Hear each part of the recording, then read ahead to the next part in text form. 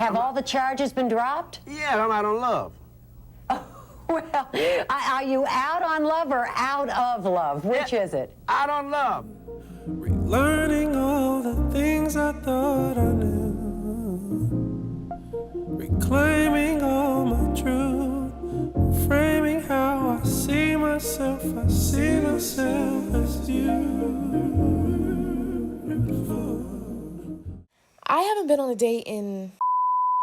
Editing Sydney here. Happy to report that's inaccurate information. We have officially started dating-ish. And don't even get me started on being in a relationship. The last time I was in a relationship, Insecure was still airing new episodes. Tonight made me happy. You make me happy. That's 1.5 Olympic cycles and the exact length of Beyonce's break between Lemonade and Renaissance. I'll let y'all do the math on that. Millennials and Gen Z are getting married later than any previous generation, with the average first marriage age now 30. 30. That used to sound ancient. Now it sounds kind of reasonable. I mean, love in your 20s is weird. It's like we're all standing in line for something, but no one's sure if it's a wedding or just another situationship. So how do you know when it's real? How do you separate love from convenience, chemistry from compatibility, and what you want from what you need? And maybe the biggest question of all, what have we had to unlearn about love to actually find it, or at least touch the hem? This past week, I've been thinking a lot about what love really is. Not just in romance, but in friendships, in faith, in the way we show up for ourselves. The Bible says, and now these three remain: faith, hope, and love. But the greatest of these is love. But if love is the greatest, why does it feel like the most misunderstood? I grew up believing that love was simple. I mean, not literally, but either you choose to be together or you don't. I didn't really think about the in-between. That's my baby. It was Martin and Gina cracking jokes in their apartment. Corey, it's just you and me. We've known each other our whole lives. We've always been able to talk. Corey and Topanga, proving that childhood love could last. That's what's making this so hard now. It doesn't have to be. Look, Topanga, if I had to dream up the perfect woman, she wouldn't even come close to you. It was Whitney and Bobby, chaotic but passionate. Yeah. It was Raven and Devon. Hey, Devon. I'm in love with a girl named Miley Stewart. Hannah and Jake Ryan. But I blew it. That's the difference between movies and real life. In real life, you don't always get a happy ending. And honestly, Jack and Rose on a door that was definitely big enough for two. She should have got up off that bed and shared it with him. Because I would have been like, come, you better get up here. I'll never get over that scene. She over there looking at him while he freezing. But somewhere between the first episode of That's So Raven... Hey, Jack! ...and the last episode of Insecure... Are you happy, yes or no? Because I realize that I am not happy when I'm not with you. Because I love you, Issa. I realized love isn't just one thing. And if it is, I must have skipped a few pages. So today, I'm going to do what any 90s baby would do in this situation. Take a love quiz from an old teen magazine. You know, the ones that promise to decode your love life with a few multiple choice questions. So basically, I'm out here chasing the thrill of the unknown while everybody else is locking in and splitting rent. Bet. I don't know if I fully agree, because when I'm in something, I'm in it. Fun? Yes, but deep and genuine. That slow down and be with what's right in front of me part, I can admit it's ironic, hence this project. So I asked around. By the way, can we talk about love? I talked to people older than me, younger than me, in love, single, married, figuring it out anywhere from 22 to 30. All my friends, so trust me, they're good people. My name is Michaela McGee. My name is Danielle. My name is Morgan. Hey y'all, my name is Natalie. It's Jenny. Jordan. I also go by Gio. Miss Naya. Danny. Marcia. Single. In a relationship. I'm married. Single. And what I learned? The best advice I could give my 20-something self regarding love is to practice self-love and allow everything else to fall in line or fall in place, because you cannot expect to be loved or give love if you do not love yourself, as cliche as that may sound. You have to make yourself feel that way first. We hear that all the time, but you cannot properly do that until you love God and his word first, and that's so much easier said than done, especially in the world that we live in today. But you can't love yourself properly until you love God, and you cannot love someone else properly until you love yourself. The fairy tale love that you believe is out there, it is, and you need to just trust God that he's going to bring that person in your life that will make you feel that way. And I know that's pretty cliche and in every romantic movie you've ever seen, but it's true. God is love, and so God created me, so I am an extension of his love, and therefore when I give my love to other people, it is only just by being myself. When you find yourself, I believe, praying for that person more than you pray for yourself, that's definitely love, because I'm rooting for you, clearly. We do things for the people we love simply because of that, because we love them, because we want to see them win, and we need to take away the idea that in order to love somebody, we have to keep a tally of what they do and what you do. I think that's like the most beautiful form of authentic and genuine love. Move with confidence. The person who's for you is gonna find you, and they're gonna love every bit and little part of you. My value is not held in what I can give to the other person, what I can offer the other person, but I am simply the value. The way that you feel about yourself is directly related to how other people think about you and treat you. The person that deserves to receive your love and to give you love should love you exactly the way you are. Quirks and all, on your bad days, it shouldn't be difficult. Like, you should just be yourself and walk into it knowing that love has no conditions. One thing that I've had to unlearn about love is the idea that one person is solely responsible for your happiness. People can only meet you where they are, and a lot of people are on different healing journeys, and even if you've put the work in yourself, you can't expect everyone to be where you are. Especially in these seasons of singleness and solitude, you learn so much about how to fulfill your own emotional needs through loving yourself, through faith, through time spent with family and friends. Continue to pour into your friendships, because they are going to fill your cup so much more than any romantic relationships in your 20s.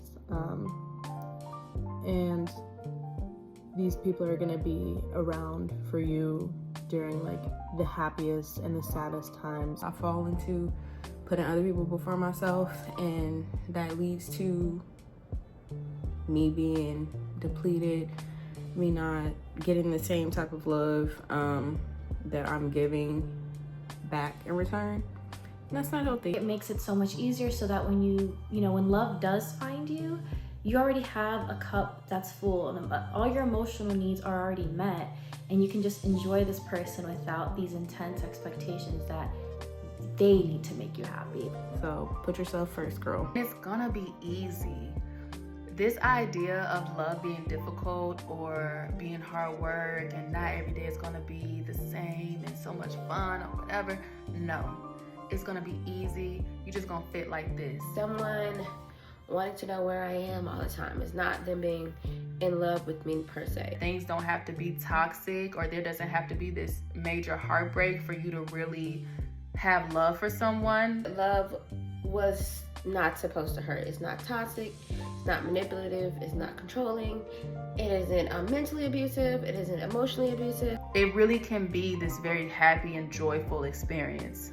You should always see it in the actions, not just the words. To be in a relationship where I'm not grieving this person, I'm not quantifying or measuring my love by like them not being in my life. It's like, no, I actually really appreciate you being here. That's a very different feeling. And so I think it's important to be real with yourself and say like, ooh, do I love this person, or do I love the company? What am I really yearning for? Because a lot of times when we're in things and we're unhappy, we are calling it love, but is it really? Or is it just attachment? I think It really depends on the person, first off, and I think also the relationship. If I'm able to still be able to be around you and still have that same love for you, that is unconditional, and I can show up for you, and still have your back even though I may be annoyed with you. You kind of just have to grow with someone or let them go. The thing about love is, it's not just about romance. It's the friend who texts you, "Did you eat today?" It's the stranger who gives you a compliment that sticks with you all day. It's your mom, still reminding you to call when you get home, even though you're grown. Motherhood is the best thing ever. Is it? To watch a little girl love you with no strings attached. She just is in awe of me, and she's backstage right now. She is. She's the best. Let's be real. Love is more than just who you love. It's how you love. Today's my best friend's birthday.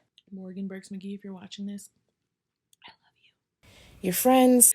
That woman has quite literally healed me from the inside out. Your people, yourself. Lauryn Hill had to learn love through the Fugees first before stepping into her own. Yo, this is why Clef. The Fugees, Lauryn Hill, Pras Michelle, Wyclef Jean, weren't just a group. They were bonded, a family. Literally for Wyclef and Pras, who were cousins, but for Lauryn and Wyclef, something even deeper. They met in the early 90s. 3 kids from New Jersey with a love for hip-hop, reggae, and soul. Lauryn was in her early teens, balancing school and acting gigs, eventually starring in As the World Turns, a soap opera, but still very much in love with music. Meanwhile, Wyclef and Pras had similar dreams in rap. The trio built their poetic and gritty sound together, and for a while their friendship was unshakable. But things got messy. In their 20s, Lauryn and Wyclef's relationship turned romantic and complicated. Lauryn was young and in love, and in the midst of the years of them seeing each other, Wyclef got married. I know. As crazy as this thing has been, I just can't be. Oh no one else. See, I know what we've got to do. You let go, and I let go too. Both were caught in something that would inevitably come to an end. And by the time the score made its way up the Billboard 200 in 1996, the group's foundation had cracked.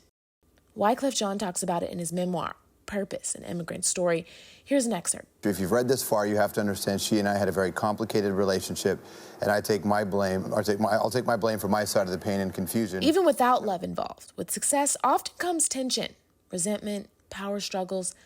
With love involved came, drumroll, heartbreak. It could all be so simple, but you'd rather make it hard. Lauryn left the group. Tell me who I have to be to get some reciprocity. 'Cause no one loves you more than me. Oh, no one ever will. I can't take my 20s back. I would never take the 20s back. And the people that are blaming me for the breakup, if y'all all have the score that y'all love so much, this score wouldn't have happened without the love triangle of everything that you're hearing. So inside of the mystery of the score, there's always a passionate undertone in it. And I don't think that the music would have actually came out like that if we wasn't going through what was going through. And what came next was the Miseducation of Lauryn Hill, an album that wasn't just about love, but about unlearning, about stepping away from the chaos, the toxicity, the cycle of hurt. But the pain of letting go helped Lauryn find her own voice. Please bear with us because we prepared something quickly in the back room. We had a show yesterday, and we're just coming home in time to celebrate our queen. It's not all sad, though. Fast forward to 2025, the group has found their way back to each other. Not as lovers, but as artists, as performers who know that what they created together will always mean something. Strumming my pain with his fingers. singing my life with his words, yeah, killing me softly with his song. Love in all its forms is capable of breaking you, yes, but builds you and teaches you who you really are. Proof that love, whether it's romantic, creative, or just human, doesn't always disappear. Sometimes it just changes.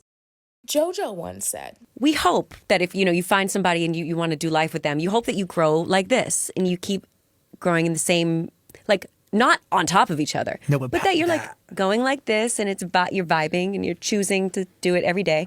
But sometimes you don't grow in the same direction. And that's the thing. Love isn't just about finding your person. It's about becoming one. Whole, certain, ready. Love finds us when we finally learn how to love ourselves first. I'm a really good woman, and I'm ready for something significant. My turn. Hi, my name is Sydney. I'm 27 years old and I'm single. I don't know, I'm still very much so in the thick of love, my 20s, all of it. So it's kind of hard to say because I still feel like I haven't quite arrived at a place where I've just I have the secret sauce. I used to think love was something like I had to earn, I don't know, maybe once my finances were right or I nailed the right routines that then maybe I'd finally meet my person. But I remember I was talking to a friend about this and she stopped me and she was like, one thing my therapist has said is stop talking about finding your person or getting to that point is this grand prize. Yes, it's a great thing, but life doesn't work like that. Good things, love included, can find you at any point in life, even in the mess, even mid-struggle. You don't have to arrive before you're worthy of love. Trust your gut. Don't do the whole, but what if? Don't let fear back you into a corner where you're letting certain things work their way down to a settle zone. Compromising on those things, you're gonna regret it. We've done it in our 20s already. It got crazy for a minute, so trust your gut. Don't let fear back you into a corner of lowering those standards. How do you know when love, romantic or not, is real? I would just say, again, we're still trusting our gut. It makes me think of that Big Sean song not Big Sean, it's 2088, where he says, what's the difference between real love and fake love? The same difference between... You can feel the difference, and even though it changes over time, it stays consistent. God has given us discernment. Trust it. Now, with that being said, okay, we know it's important to love ourselves. Cool. Well, what does that look like? What am I working toward? The obvious answer is it's different for everyone. It looks different for everyone. And this will either resonate with you or it won't. I always say take what you need, leave the rest. For me, as a lover of God, I'm starting with 1 Corinthians 13, 4-8, and I replace the word love with my name. Affirmations built on truth. Love is patient. Love is kind. It does not envy. It does not boast. It is not proud. It does not dishonor others. It's not self-seeking. It's not easily angered. It keeps no record of wrongs. Love does not delight in evil, but rejoices with the truth. It always protects, always trusts, always hopes, always perseveres. Love never fails. Sydney is patient. Sydney is kind. Sydney does not envy. Sydney does not boast. Sydney is not proud. You get it. Before I ask all of this of my future little boo thing, am I these things to myself? A perfect score, maybe not, but making an effort to be as close as possible, that can only positively impact my love life. Well, because I'm from Georgia, I have to say, y'all got married in Ringo, Georgia? We got married in Ringo. I love me some Dolly Parton. Earlier this month, country music phenom Dolly Parton lost her husband, Carl Dean. They met in front of a laundromat in Nashville in 1964 and were married for 59 years. The reason that we went to Ringo, because I didn't want it in the Tennessee papers that we got married, because I had just signed a contract and the record label wanted me to wait for a year to get married because they spent all this money. So I went that weekend and got married. 59 years. And then a year later, when everything was going really good, the head of the label said, "See, ain't you glad you didn't get married because things are going so well?" I said, "I got married the same weekend you told me not to." You've always been sassy. Well, I wasn't doing it to be sassy. I was in love. And I thought, well, I'm not going to let somebody else dictate that. I knew that love could only help me. She once said, I never let business take over what I feel right in my heart and in my soul, and that love was real. So what's the takeaway? Love is more than romance. It's community. Why is it so misunderstood? You don't know what you don't know. The things we watch can shape our view of it, but there's nothing like experiencing it in real time through friends and family and interactions with strangers, and yes, your significant other too. Love takes effort. Effort to choose it, to nurture it, to make time for it, picking up lessons along the way, recognizing what feels safe, what feels good, what we refuse to settle for. It's showing up. It's the faith that we're worthy of it before it even finds us. Being patient and kind and not envious. And right now, it feels like me getting emotional over the fact that you hearing my voice in this moment likely means you watched this video all the way to the end. My little labor of love. Thank you. James, we want to thank you for being with us today and giving us an opportunity. Oh, is there something more you want to say that we haven't covered? Yeah, I want to say a lot of things. Okay, go ahead. I love America. I love everybody. Well, I feel good. And maybe that's the point.